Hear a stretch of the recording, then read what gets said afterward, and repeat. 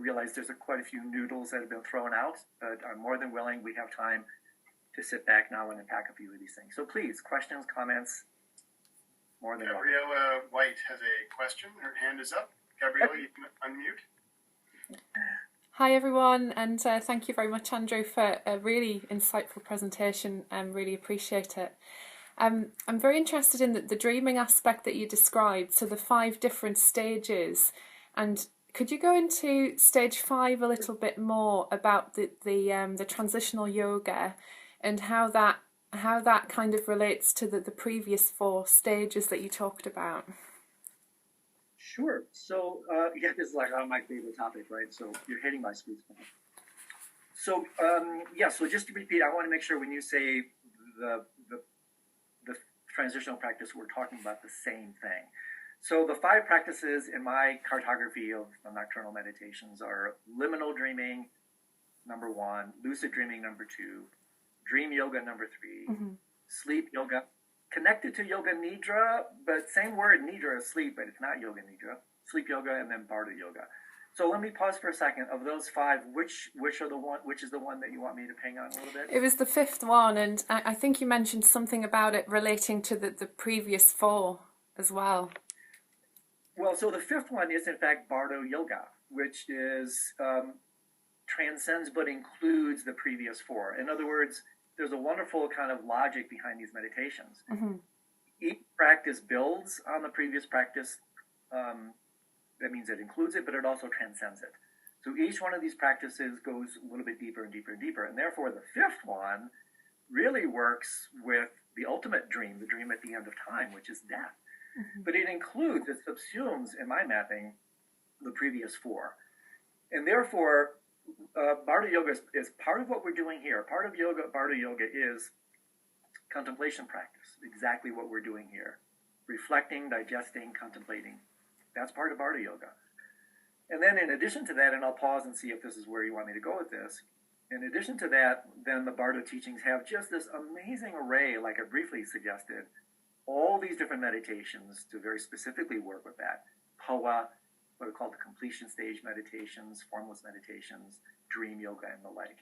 So I'm going to pause for a second to make sure I'm hitting your question more directly. Is that what you want me to say a little bit more about, or was there another direction you wanted to take this? Yes, that's kind of going in that direction. I'm also very interested connecting this to the previous presentation that we had and how these 5 dream stages connect to the timelessness aspect of letting go.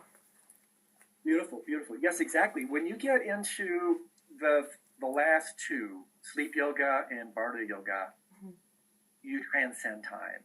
So these are more absolute level practices. Space, time, and causality only exist in relative reality in the world of form.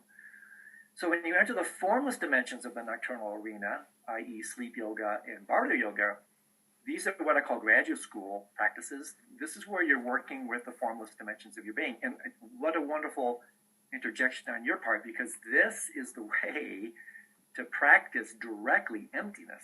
The emptiness teachings are the core of sleep yoga, formless meditations, and they're obviously the core of Bardo yoga.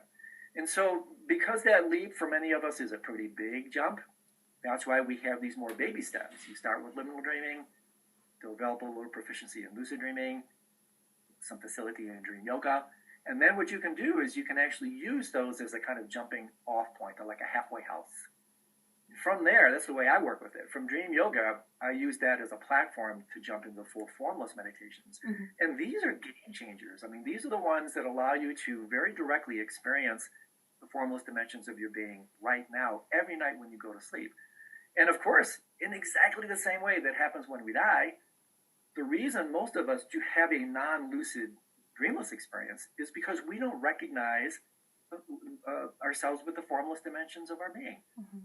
We recognize ourselves with forms, not the formless awareness within which forms arise. And so therefore, just like in death, the same reason most of us will not have recognition and liberation at the moment of death, it's like a pop quiz every night. It's the same reason we won't recognize deep dreamless sleep every night. But hey, guess what? Like Kabir said, what is found now is found then in relation to death. you become familiar with these subtle dimensions of your mind through the formless meditations now, during the day, and guess what happens? You start to recognize them at night. You start to attain lucid dreaming, lucid sleep. And then, of course, by natural extension, according to these teachings, whoa, game changer, you will recognize these dimensions when they're revealed at the end of your life. And so to me, this is really remarkable.